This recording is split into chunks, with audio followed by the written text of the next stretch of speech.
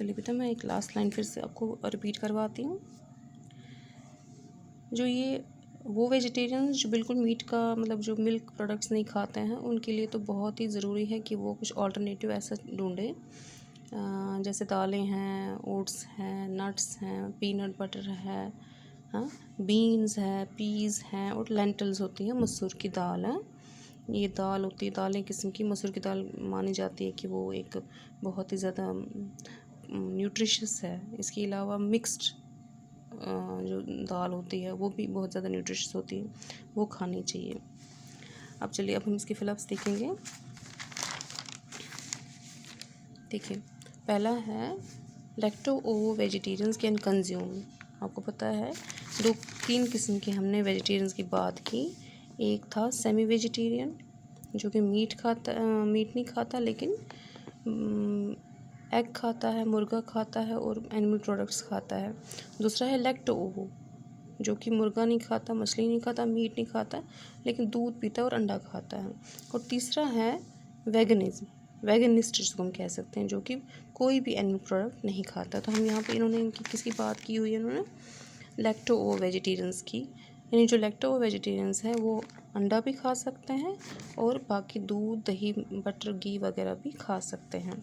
Diet high in fatty animal food causes.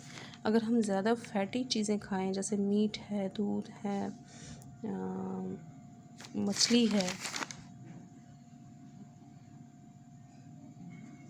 ये disease पैदा कर सकती है अर्ली एज में, जो मैंने अभी आपको बताया। मोटापा है, कोलेस्ट्रॉल है, हाई बीपी है, डायबिटीज़ है, कैंसर है। Vegetarians who avoid milk products must take diet rich इन।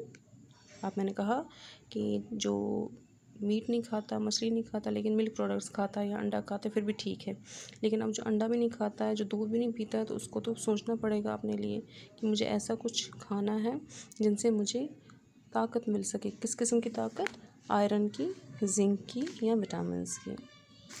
इसलिए ग्रेन्स एंड सीरियल्स, अनाज और दालें जो है वो ज़्यादा खानी चाहिए क्योंकि उनमें आयरन, जिंक, विटामिन डी और विटामिन B12 और 6 पाया जाता है।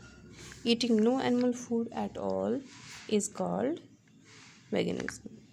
जो प्रैक्टिस या तरीका जिससे कि बिल्कुल कोई भी एनिमल प्रोडक्ट, चाहे वो मीट हो, मछली हो, अंडा हो, दूध हो, कोई भी ना खाया जाए, उसको हम क्या कहते हैं? वेगनिज्म कहते हैं। अब चलिए राइटिंग वर्क में देखते हैं।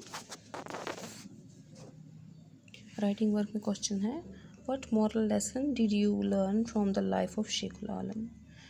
शेखुल आलम की ज़िंदगी से हमने ऐसा कौन सा लेसन सीखा जो हमारे ज़मीर को, हमारे कैरेक्टर को अच्छा बना सकता है। ये तो हम बार बार लिखते आ रहे हैं, है ना। चलिए फिर से एक बार पढ़ते हैं। Sheikhul Alam's life we learn that we should lead a simple life and follow the path of truth and devotion। यहाँ पे एक बार मैं भूल गई हूँ, यहाँ लिखना है फ्रॉम, मैं वो लिख लेती हूँ।